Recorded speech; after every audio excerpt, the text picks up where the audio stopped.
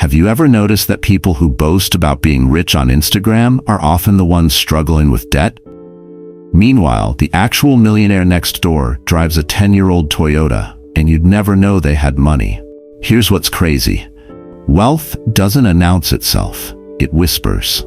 And if you're not paying attention, you'll miss the quiet signs that your financial life is transforming right under your nose.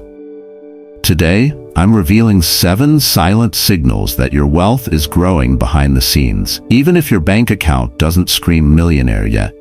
These aren't about what you own. They're about how you think, how you sleep, and how you move through life differently than you did a year ago. And here's the thing, most people never realize until it's too late. By the time you look rich, you've already lost.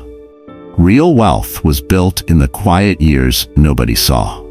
If that resonates, hit subscribe and drop a comment saying quiet wealth, because what I'm about to share will change how you see success forever. Let's start with sign number 1, and I promise you, this one will surprise you. Sign number 1. You stopped comparing yourself to others' highlight reels. Look, I get it. You're scrolling through Instagram at 11 p.m. and suddenly you see your high school friend who barely graduated posting pictures from their surprise trip to Bali with a caption like, "Blessed and grateful." And you're sitting there in your pajamas eating cereal for dinner, thinking, what am I doing wrong? Here's the truth nobody tells you. That person is probably maxing out their 4th credit card to fund that trip. But you don't see that part. You only see the sunset, the infinity pool, and the designer sunglasses. And for a split second, you feel like you're falling behind in life. This is what I call the highlight reel trap, and it's keeping more people broke than any economic recession ever could. We're living in the first generation in human history where we compare our behind the scenes to everyone else's carefully curated movie trailer, and it's exhausting. But here's where it gets interesting. The moment you stop playing that game, that's when real wealth starts growing.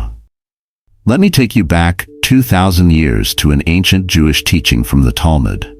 There's this beautiful question the rabbis would ask, who is rich? And the answer isn't what you'd expect. It's not the person with the most gold coins or the biggest house. It's one who is satisfied with their portion. Think about that for a second. Satisfied with their portion, not striving for more, not envious of others, just genuinely content with what they have while building intentionally toward what they want. There's this old story about 2 merchants in ancient Jerusalem. One had 100 gold coins but wanted 1,000. Every day, he'd walk past the wealthy district, staring at the mansions, feeling poor despite his wealth. The other merchant had only 10 gold coins but felt genuinely grateful. He'd wake up each morning and think, I have 10 more coins than I did last year. Now here's the question that changes everything. Which one was actually rich? The answer reveals something powerful about how wealth really works. The first merchant, despite having 10 times more money, was spiritually and emotionally bankrupt. He couldn't enjoy what he had because he was too busy obsessing over what he didn't have. The second merchant, he was building real wealth, not just in his coin purse, but in his mind. And here's what modern science confirms. Harvard did a massive study in 2019 tracking happiness and income. They found something shocking. After about $75,000 a year, more money doesn't increase happiness. You know what does? Gratitude, contentment, comparing yourself to who you were yesterday instead of comparing yourself to strangers on the internet. So here's the shift that happens when your wealth is truly growing. You stop measuring your success against other people's social media posts and start competing with the person you were last year. Did you save more this month than last month? Did you learn a new skill? Did you pay off debt? That's your scoreboard now, not your friend's new car or your cousin's vacation photos. Let me give you something practical you can do right now. At the end of each month, write down 3 things you improved compared to the month before. Maybe you increased your emergency fund by $200. Maybe you finally started that side project. Maybe you just didn't impulse buy something stupid on Amazon at 2 a.m. Hey, that counts too. This simple practice rewires your brain from "I'm not enough" to "look how far I'm coming." And here's the uncomfortable truth. You need to unfollow accounts that make you feel inadequate. I know, but they're my friends. Listen, if seeing their content makes you feel like garbage about your own life, that's not friendship. That's financial self-sabotage. Your mental health is worth more than their engagement metrics. There's this beautiful principle that echoes through all success philosophy. Your only real competition is who you were yesterday. When you embrace that, when you truly internalize it, that's when wealth stops being about external validation and becomes an internal transformation. And that, my friend, is when the magic starts happening. But that's just the obvious part, because sign number 2 is something even successful people don't talk about, and honestly, it might be the most important one on this entire list. Sign number 2, you sleep soundly without financial anxiety. Let me ask you something personal. When was the last time you slept through the entire night without waking up at 3 a.m. with that pit in your stomach, running mental calculations about bills? You know that feeling, right? That moment when your brain decides 3:17 a.m. is the perfect time to remind you that your car registration is due, your health insurance deductible is insane, and oh yeah, what if you lose your job next month? Welcome to the club. 64% of Americans lose sleep over money worries. We're literally lying awake in the dark, staring at the ceiling, doing math that somehow always comes out to "you're screwed." It's like our brains have a built-in financial anxiety alarm clock set for the worst possible time. But here's what nobody tells you about growing wealth. The first place you'll notice it isn't in your bank account. It's in your pillow. The day you start sleeping soundly through the night, that's not just good rest. That's a wealth indicator. Let me tell you about a guy named Joseph. Now, before you roll your eyes thinking I'm about to get all preachy, stick with me because this story from ancient Egypt is about to blow your mind with its financial wisdom. Joseph had this wild ability to interpret dreams, which honestly sounds like a terrible party trick until you realize he used it to predict 7 years of abundance followed by 7 years of famine. But here's the genius part. During those 7 good years, while everyone else was living it up and throwing harvest festivals, Joseph was storing grain. Massive amounts of grain. His friends probably thought he was crazy. "Why are you hoarding wheat, bro? Live a little." But Joseph had a plan. When the famine hit 7 years later, guess who was sleeping like a baby while everyone else was panicking? Joseph. Not because he was rich in the traditional sense, but because he was prepared. He had a buffer. He had a margin. He could breathe. There's this incredible verse in Proverbs that says, "When you lie down, you will not be afraid. Your sleep will be sweet." And that's not some mystical spiritual promise. It's practical financial wisdom. When you have preparation, you don't need to fear the unexpected. Your sleep becomes sweet because your stress evaporates. Now let's bring this into 2025. There was a study done on people with emergency funds, and they found something fascinating. People who had 6 months of expenses saved slept an average of 47 minutes more per night than those living paycheck to paycheck. 47 minutes. That's not just better rest, that's your body literally turning off survival mode. See, when you're broke, your nervous system is constantly activated. You're a caveman running from a financial saber-toothed tiger that never stops chasing you. But when you have that cushion, even if it's just $1,000 in the bank, your brain gets to relax. It's like your subconscious exhales for the first time in years. And here's what's beautiful. True wealth isn't about having millions in the bank.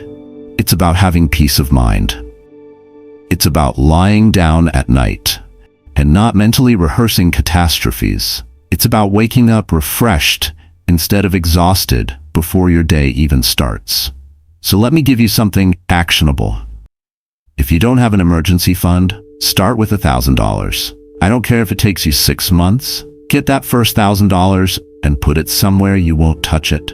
Then, work toward 3 to 6 months of expenses.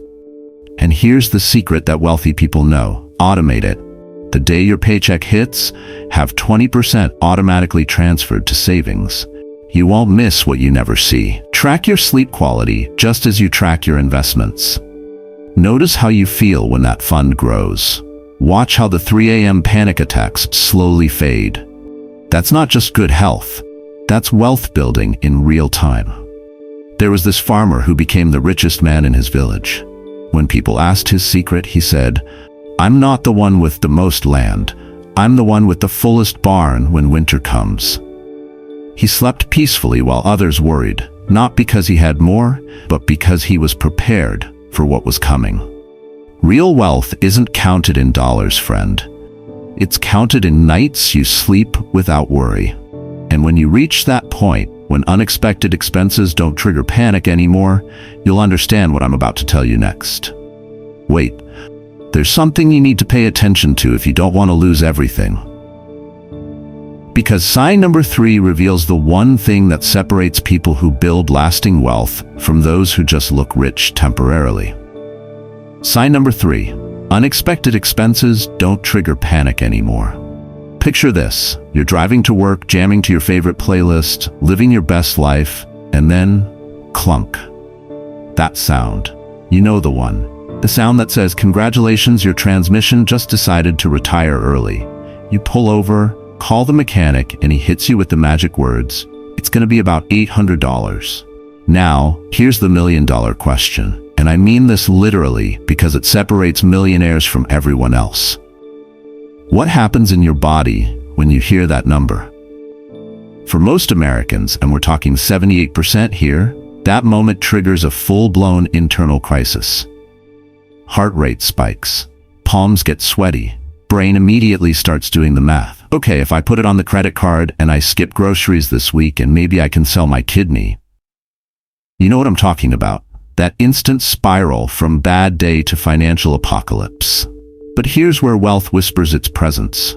The moment unexpected expenses stop feeling like emergencies and start feeling like Tuesdays. Let me take you back to ancient Babylon around 1926 BC. There's this guy named Arcad. And yes, I know that sounds like a video game character, but stay with me. Arcad was known as the richest man in Babylon, and everyone wanted to know his secret. Was it inheritance? Luck? Crypto? Okay, maybe not crypto. His answer was almost offensive in its simplicity. A part of all you earn is yours to keep. That's it. No fancy investment strategy. No get-rich-quick scheme. Just save 10% of everything before you spend a dime on anything else. Here's the story that makes this real. Arcad had a friend who lived the same lifestyle, made similar money, but never saved. They both had decent houses in Babylon. Then one year, both their roofs collapsed because apparently ancient Babylon had the same construction quality as modern apartment complexes. Arcad went to his savings, pulled out the gold coins he'd been stacking for 7 years, and hired workers to fix his roof immediately. Problem solved by sunset. His friend had to borrow money at 20% interest. Spent the next 3 years paying it back. By the time he finished, he was poorer than before the roof collapsed. Same problem, catastrophically different outcomes. And here's what modern data confirms. People with emergency funds handle financial crises in about 24 hours. People without them? 6 months to recover. 6 months of stress, lost sleep, damaged credit, and that lovely feeling of drowning in quicksand while everyone watches. But when you've got that buffer, even if it's just a couple $1,000s, something magical happens in your nervous system. The mechanic says $800, and instead of panic, you feel mild annoyance. Like, well, that's inconvenient, but okay. You check your car repair fund, handle it, and move on with your life. That shift from, oh my God, my life is over, to, oh, that's annoying, is wealth growing in real time. So here's what you need to do, and I'm going to make this so practical you can start today. Create what financial nerds call sinking funds. Don't let the name scare you. It's just a fancy term for save a little bit every month for stuff that's definitely gonna break. Set up separate savings buckets. $50 a month into car repairs, $50 into home maintenance, $30 into medical expenses, and $20 into pet emergencies if you have fur babies. It feels like nothing when you're setting it aside, but after a year, you've got $600 for car stuff, $600 for home stuff, $360 for medical. Suddenly, life's little disasters become budgeted inconveniences. Here's a quick story that'll hit home. Two brothers, both 25 years old. One starts saving 10% immediately. The other says, "I'll save when I make more money." Fast forward 25 years, they're both 50 now. Both face the same medical emergency, $10,000 deductible. Brother number one writes a check from his emergency fund and goes to lunch. Brother number two has to set up a payment plan, stress for months, and ends up paying interest on top of the bill. The difference wasn't their income, it wasn't luck. It was 25 years of preparation versus 25 years of procrastination. Preparedness is the silent language of wealth. When life throws curveballs, and trust me, it will, the wealthy catch them like it's batting practice.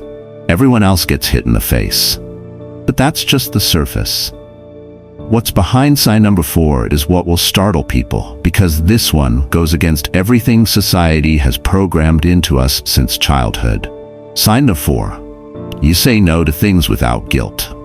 Let me paint you a picture. Your phone buzzes. Group chat. Your college friends are planning a weekend trip to Vegas. Hotels, shows, clubs, the works. Estimated cost per person, $1,200. And then comes that message that makes your stomach drop. Come on, it's been forever.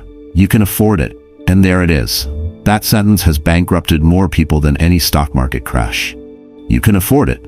Can you though? I mean, technically, yes. You have a credit card with available credit. But should you? That's the question nobody wants to ask, because asking it makes you sound like a buzzkill. Like you're not fun anymore. Like you're being cheap. So you say yes. You book the trip.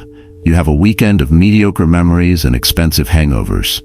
And then you spend the next 6 months paying it off, while your actual financial goals sit in the corner collecting dust, wondering when you're going to remember they exist. Here's what's crazy. The moment you can say no to this stuff without feeling like a terrible person is the exact moment your wealth starts compounding. But it feels wrong, doesn't it? Because we've been socially conditioned since birth to believe that saying yes equals being a good friend, a team player, someone who's successful enough to afford things. Let me introduce you to Marcus Aurelius. This guy was literally the emperor of Rome, the richest, most powerful person on the planet around 170 AD. He could have had anything. Golden toilets? Sure. 1,000-person orgies? Probably on Tuesdays. But you know what he did instead? He lived simply, declined most invitations, and wrote in his journal about how wealth consists not in having great possessions, but in having few wants. Think about that. The man who could buy anything realized that wanting less was more powerful than having more. He turned down lavish parties, refused expensive gifts, said no to senators and nobles who wanted to wine and dine him. And the crazy part? His contemporaries respected him more for it, not less. There's this beautiful quote from his meditations. You have power over your mind, not outside events. Translation? You control your choices, not your friends' expectations. Not society's pressure. Not the FOMO screaming in your head at 2 a.m. Modern research backs this up in a way that's almost funny. They studied actual millionaires, not Instagram influencers pretending to be rich, but real people with real money, and found they say no to about 80% of social invitations and spending opportunities. 80%. They're not antisocial. They're pro their own financial future. Here's the shift that happens when wealth is truly growing.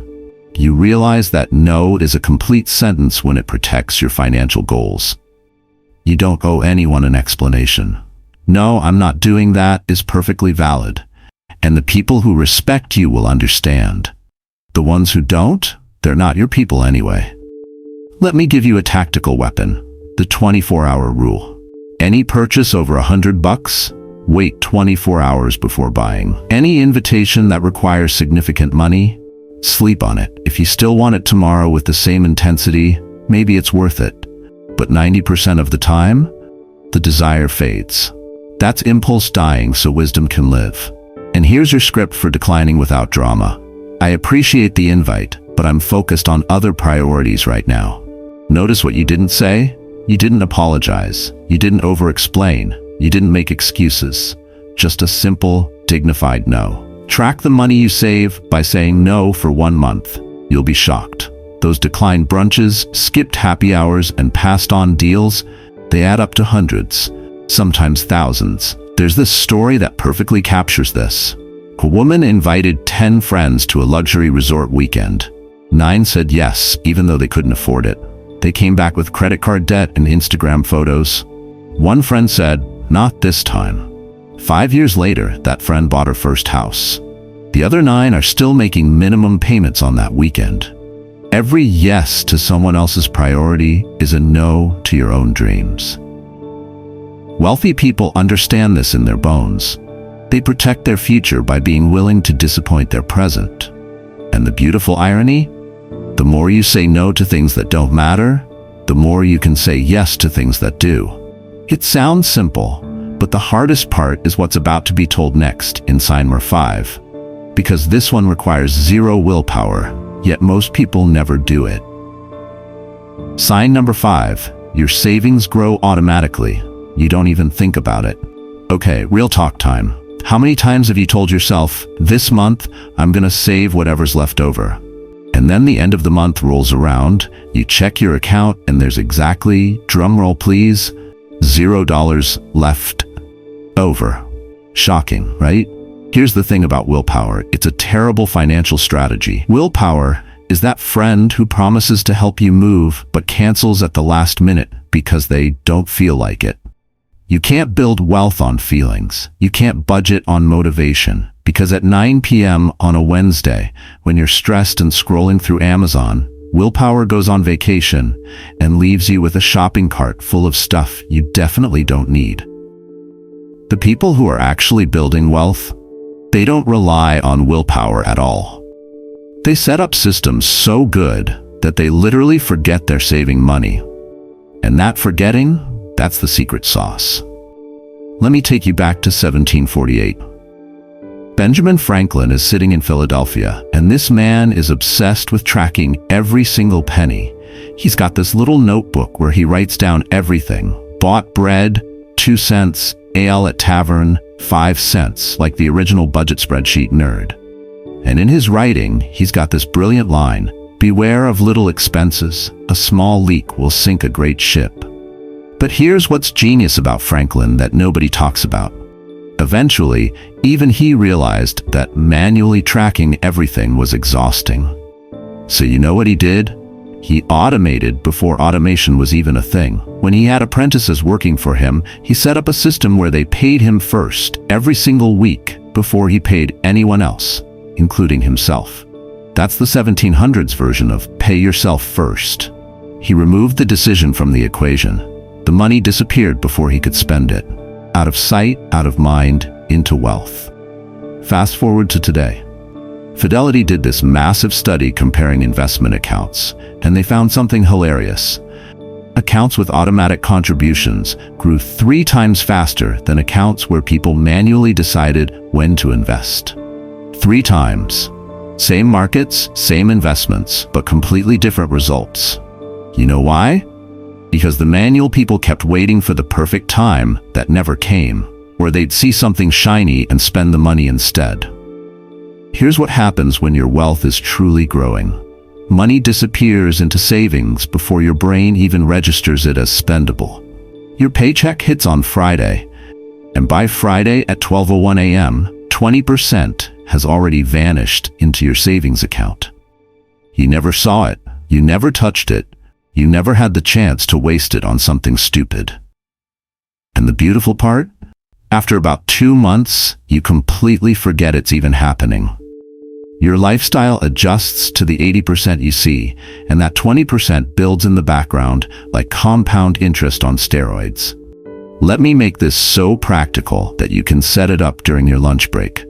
Call your bank right now, literally right now, and set up an automatic transfer. Every paycheck, same day it is deposited, 20% goes to a separate savings account. Not tomorrow, not next month when you have more money, today. With whatever you're making right now. And here's the next level move. Automate your retirement too. If you have a 401k, set it to increase by 1% every single year.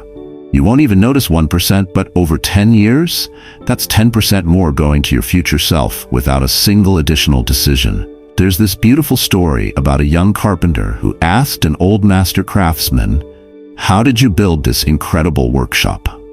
The master smiled and said, "Every single day for 30 years, I set aside one brick.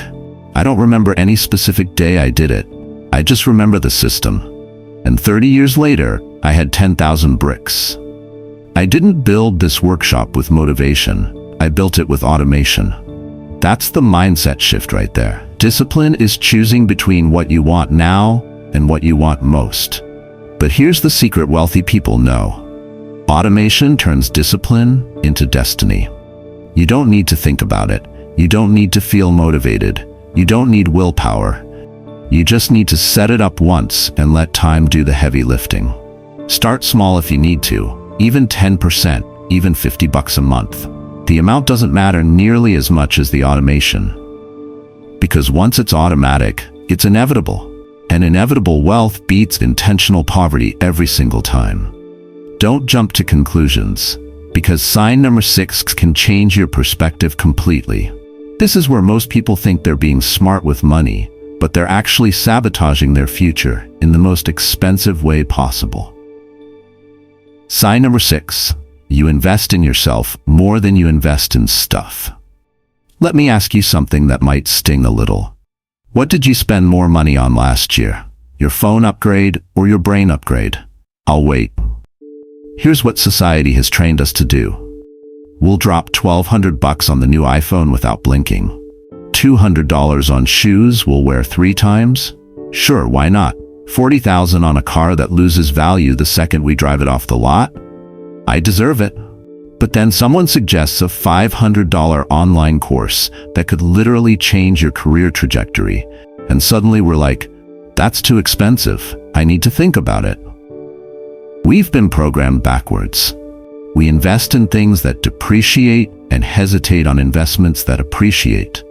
We'll finance a couch for 5 years, but won't spend money on therapy, coaching, or education. And then we wonder why we're stuck. Here's the shift that happens when wealth is truly growing. You start treating yourself like an appreciating asset instead of treating stuff like it matters. Let me tell you about a tradition that's been creating generational wealth for thousands of years. In Jewish culture, there's this ancient principle from the Talmud. Education is the highest form of investment. Not optional, not nice to have, the highest, above everything else. There's this story from the 1800s about a poor Jewish family living in a shtetl, basically a tiny village where they barely had enough food to eat. We're talking potatoes for dinner again tonight level of poverty. But when their son showed promise as a student, you know what the parents did? They sold the mother's wedding jewelry to pay for him to study Torah with the best rabbis. Their neighbors thought they were insane. You're selling the only valuable thing you own for books. For education, you could buy a better house, better clothes. But the parents understood something profound. Knowledge is the only wealth that cannot be taxed, stolen, or lost. That son went on to become a renowned rabbi, lifted his entire family out of poverty, and started a legacy of educated, successful descendants. The jewelry would have been pawned eventually anyway. The education was compounded for generations. Now let's talk modern numbers, because this isn't just philosophy, it's math. Studies show the return on investment for self-education is around 700% over a lifetime. 700%. Compare that to the stock market's average of 10% per year. Your mind is literally your highest performing asset, but most people treat it like a liability they're stuck with. Rich people buy books, courses, coaching, therapy, gym memberships, quality food, and mentorship. They see a $10,000 program that could add $50,000 to their annual income, and they don't think twice. Poor people buy the latest gadgets, trending fashion, and stuff that looks expensive but becomes worthless. They see the same $10,000 program and say, "That's ridiculous." Here's what's wild. Both groups have the same amount of money available. The difference is what they're willing to spend it on. Let me make this tactical. Create a monthly self-investment budget, anywhere from $100 to $500 depending on where you're at. This money only goes to things that make you better. Courses, books, therapy, coaching, quality nutrition, fitness, and skills training. Not stuff, not entertainment, just you becoming a more valuable version of yourself. And here's the calculation that'll blow your mind. Instead of buying a $50,000 car, buy a $30,000 car and invest $20,000 in yourself. Take courses, hire a coach, learn high-income skills, and invest in your health. That $20,000 could easily turn into a $30,000 salary increase within 2 years. That's a 1,500% return on investment. Your fancy car? It's worth $25,000 now. Negative 50% return. You do the math. There's this perfect example. 2 people inherit $50,000. Person A buys a BMW, nice, shiny, impressive. Person B uses $10,000 to take a real estate investment course and $40,000 as a down payment on their first rental property. 10 years later, Person A has a car worth maybe $15,000 if they're lucky. Person B has 5 rental properties worth $800,000 and a monthly cash flow. Same starting point, catastrophically different endings. The difference? Person A invested in stuff that depreciates. Person B invested in themselves and assets that appreciate. Your mind is the only asset that compounds forever. Your skills don't lose value when you drive them off the lot. Your knowledge doesn't depreciate. Your competence doesn't go out of style. The best investment you'll ever make is in yourself. Stuff depreciates. Skills appreciate.